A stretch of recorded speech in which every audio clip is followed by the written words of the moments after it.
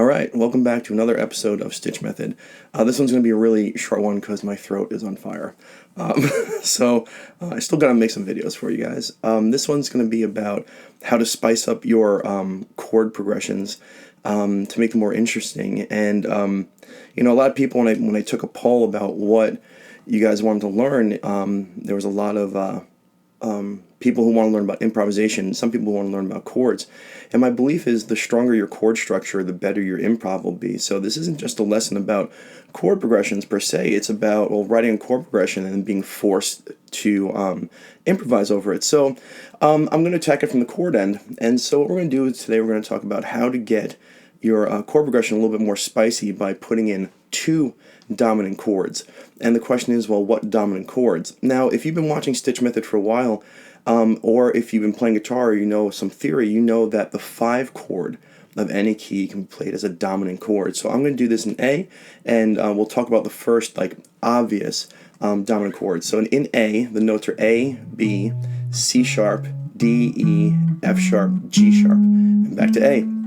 So the first chord is played as a major, and I'm sure a lot of you know this, and you're probably rolling your eyes, and I apologize. I just have to be thorough. So A major, right, B minor, C sharp minor, D major, and then the E major here, the 5.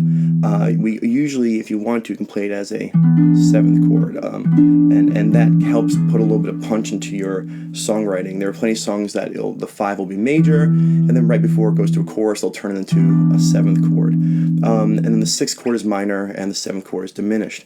And so it's the 5 chord that if I was writing a song, now this isn't the lesson per se, but if I was writing a song, and it was 1, 4, 5, and then I wanted to get back to a chorus, or I want to get to a chorus, a normal thing would take the 5, like I said, and then turn into a 7th chord, and then start off a chorus, and head someplace else. So that's the obvious one. The one I want to talk about is one that I used to see, well, I still see it a lot, but when I used to see it before I really knew what I was doing, I would say, how do these guys know this is going to sound good, or why is this here?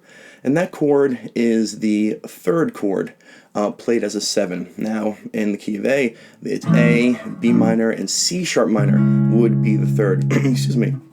So, and you see this in the songs like The Weight,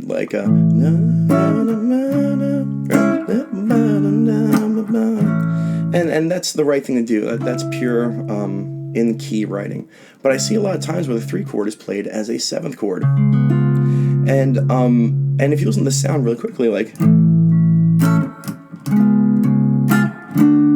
it really works quite well. So before we talk about how it works, I want to talk about why people started doing this.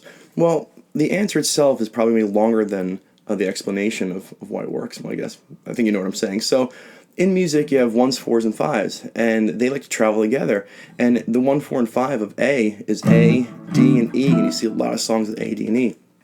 But inside every key is a minor 1, 4, and 5, and that's known as the 2, 3, and 6 chord. Sorry, I had a coughing fit.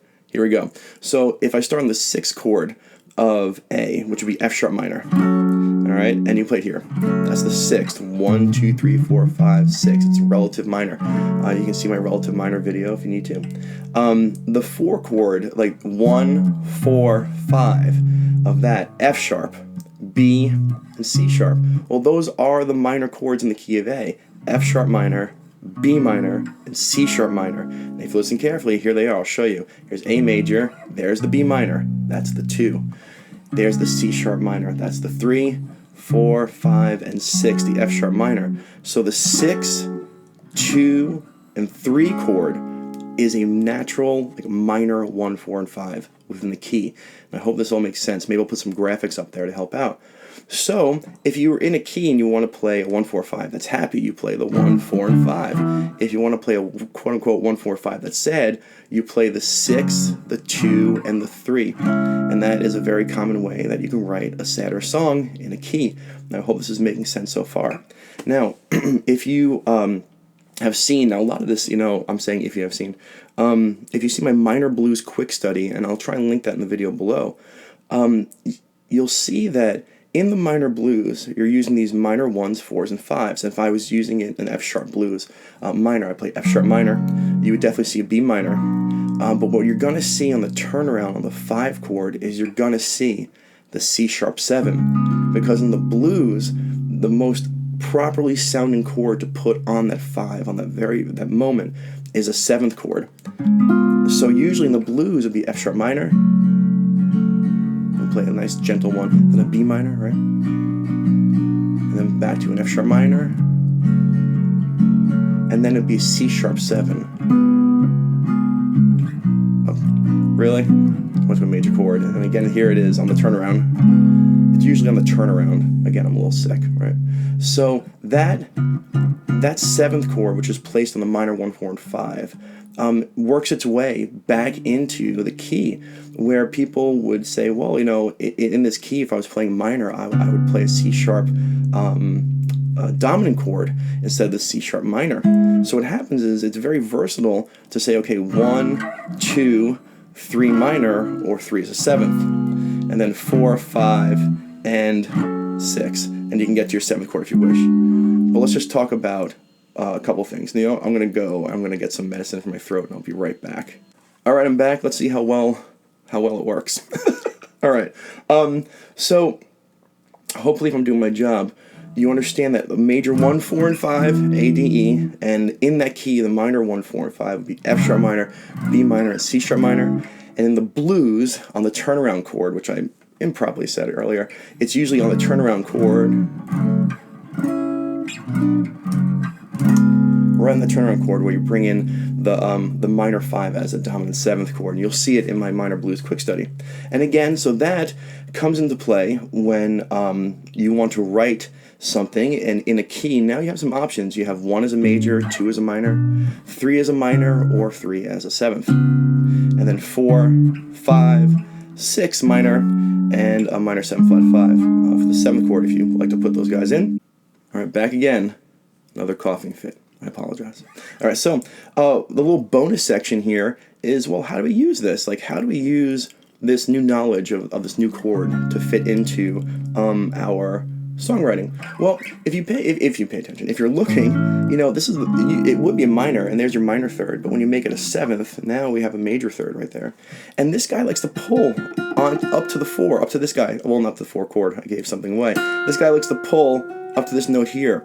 Now this note is the 6th in the scale. 1, 2, 3, 4, 5, 6, 7. 1, 2, 3, 4, 5, 6. All right. So when you play this dominant chord in the 3 position, it likes to pull up to this note. Now, this chord here, which is the 4 chord, has the 6 in it. Excuse me. So a 1, a 3 as a dominant chord to the 4 really has a nice subtle pull, and it works great.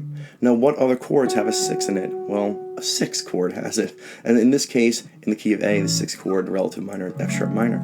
So we have a 1, you can play the 3 as a dominant, and it goes very nicely to the 6. And you can hear that note is here.